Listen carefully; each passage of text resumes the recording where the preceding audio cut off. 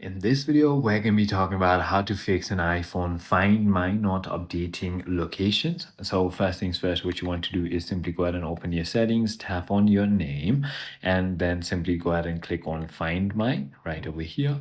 And then make sure that your Share My location is turned on. But if it is, then simply try turning it off and then turning it on back again.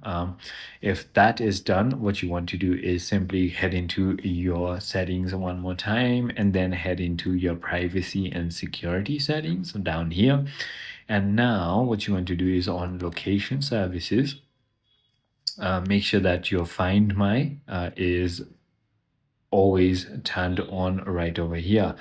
So also precise location should be turned on. It is as simple as that. The final step you need to do is simply head into your general settings and scroll all the way down to transfer or reset iPhone. Click on reset and click on reset network settings, which is going to go ahead and help it. I hope this video clarifies everything for you. If it did, hit that like button and I'll see you on the next one.